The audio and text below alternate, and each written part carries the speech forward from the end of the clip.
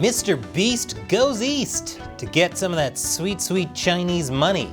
A Hong Kong court rules that Chinese property giant Evergrande is finished, and China's Ministry of State Security is warning people to be wary of attractive foreigners. Obviously, they're talking about me. That and more on this week's China News Headlines. Welcome to China Uncensored, I'm Chris Chappell. This episode is sponsored by Surfshark. Whenever you go online, you should be using a VPN like Surfshark to cover your tracks and protect your identity. I'll tell you more at the end. So if you're watching this on YouTube right now, there's a good chance you've heard of the biggest YouTuber of all, me. You may have also heard of the second biggest YouTuber, MrBeast. According to vidIQ, he's got the second highest number of subscribers on all of YouTube, and he's in the top 100 channels for overall number of views. Apparently that wasn't enough for him, because now he wants to break into the China market, which is what they all say before waking up one day to find themselves morally bankrupt, and often literally bankrupt as well. MrBeast, whose real name is Jimmy Donaldson, said, "We have an audience basically all over the world except China.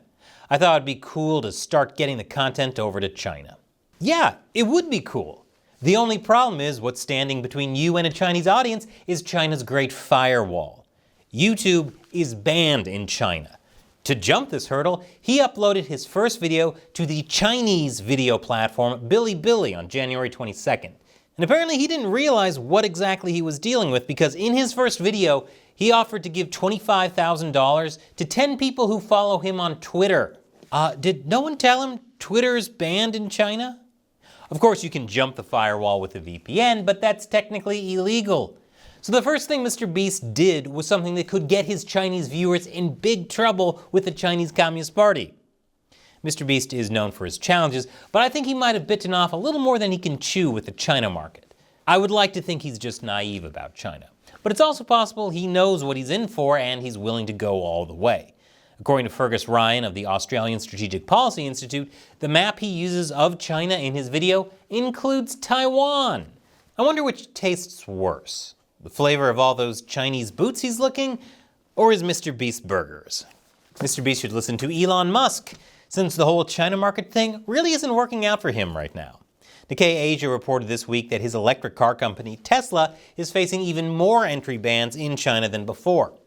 Sources told Nikkei Asia that a growing number of government affiliates, local authority agencies, highway operators, and even cultural and exhibition centers have restricted Tesla cars from entering their premises since last year. And it's not just because they're more likely to burn to the ground than the Chinese economy. The concern seems to be about the data the cars can record, especially through their cameras. The government is worried that data is going to be used for espionage. Or that's just an excuse they're using to take down an American car maker and boost its Chinese rivals.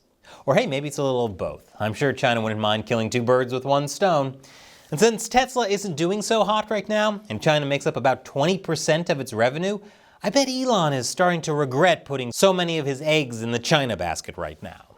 Starting this year, Taiwan is extending its conscription time from 4 months to 1 year.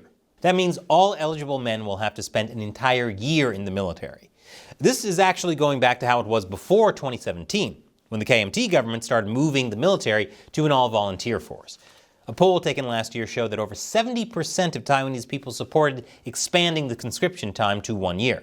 Probably because being forced into the army for a year isn't as bad as being forced into a Chinese labor camp for the rest of your life. Now that's all well and good, but I say Taiwan just needs to pass a good old Second Amendment right to bear arms. If it worked for Texas, it should work for Taiwan too. You don't see China trying to invade Houston, do you? Didn't think so. Or do you? And after the break, China's stock market is so bad, the government is taking over. The solution to communism is clearly more communism. Welcome back. After Chinese stocks lost $6 trillion in 3 years, the Chinese government is stepping in. Due to the massive loss, the government is trying to crack down on short selling. Short selling is when traders bet on the price of stock dropping, which seems like free money since betting on the price of Chinese stock dropping is like betting on the sun setting in the west, or me coming up with a flawless analogy. It's inevitable, baby. They borrow shares at high prices, sell them to someone else at that price, then wait for the price to drop, buy the same number of shares back, and return them to the lender while pocketing the difference. So, will it work? Well, according to Bloomberg, if history is any guide, these curbs are unlikely to give stocks a substantial boost.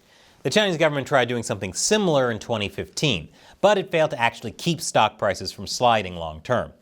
I guess if you're the CCP, though, doubling down on failed policies at least makes it look like you're doing something, even though the sun is more likely to set in the east before the CCP stops doubling down on failed policies. Ooh, nailed it. Speaking of failed policies, the government's attempts to rein in the housing market just blew up in its face. A Hong Kong court ordered Evergrande, arguably China's largest property developer, to liquidate its assets. Evergrande couldn't reach a deal with its overseas creditors, and so a high court in Hong Kong has decided the company should be dissolved.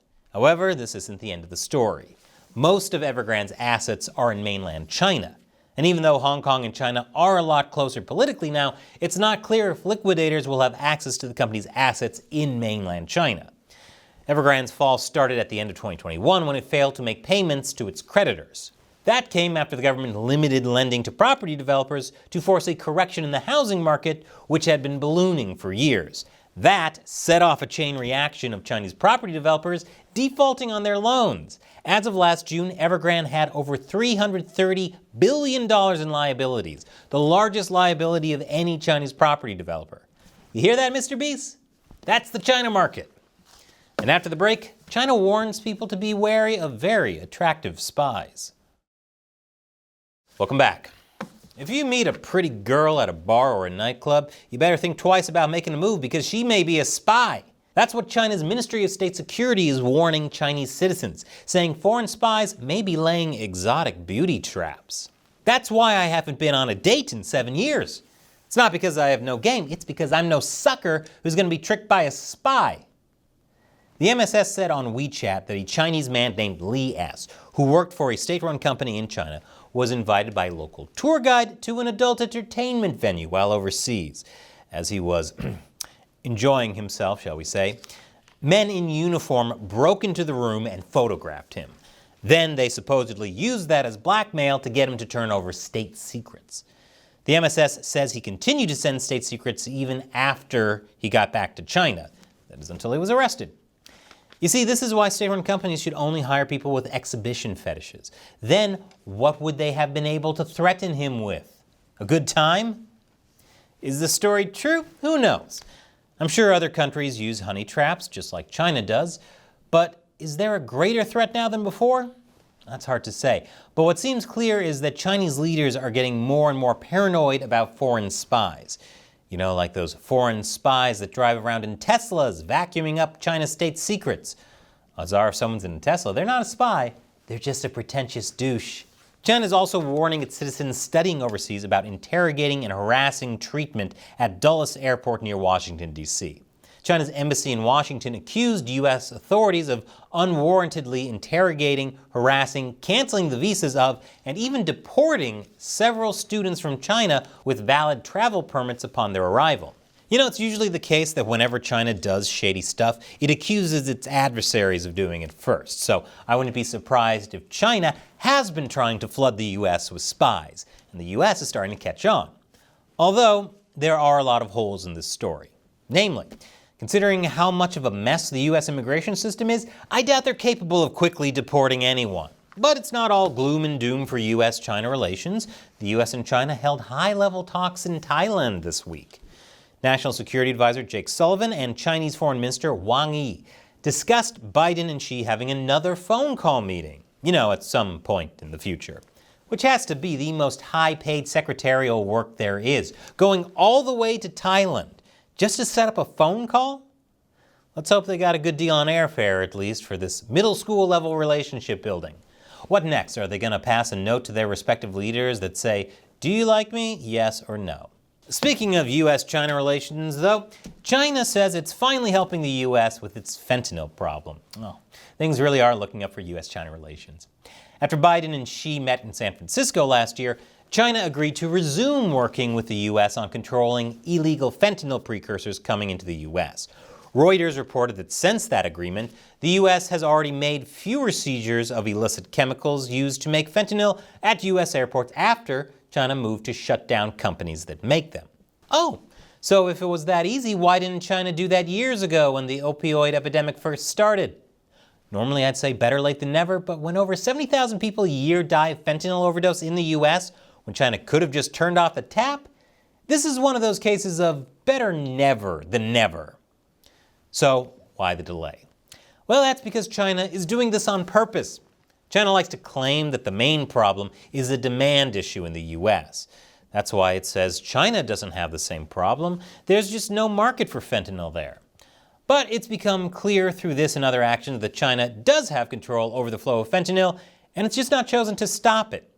So I say we need to hold China's feet to the fire, specifically Tesla fires, rather than removing sanctions over China's treatment of Uyghurs just to get China's pseudo-help on stopping illegal fentanyl shipments. Letting them get away with atrocities just so they might help with a drug epidemic they're actively causing? That kind of a deal would leave a worse taste in your mouth than MrBeast burgers. Now there's a video I want to show you about our old friend Karl Marx. But first, this episode is sponsored by Surfshark. When you go online, everything you do is potentially compromised, unless you're taking active steps to protect yourself. No matter where you live, no matter what you do online, you should always be keeping your internet activity private with a VPN like Surfshark, especially when you're doing things like logging into your bank account or credit card online. If you ever use shared Wi-Fi, you're in danger. Even low-rent hackers can steal your password without you even knowing it. And when you travel, especially overseas, you might need a VPN that makes it look like you're in your home country, just to log into your accounts. So it saves a huge potential hassle. And you can install it on as many devices as you want, even on your Amazon Fire Stick. You know, if you want to make it appear like you're logged in from a different country so you can access all the good Netflix shows that are geo-blocked. So seriously, check out Surfshark. Go to surfshark.com/uncensored to get up to 3 additional months for free. That's surfshark.com/uncensored and use the code uncensored. The link is in the description. And here's that video I want to show you. It's about what Marx got wrong about religion, a controversial topic YouTube wouldn't like, which is why I hid it in a video about Mass Effect. Once again, I'm Chris Chappell. Thanks for watching China Uncensored.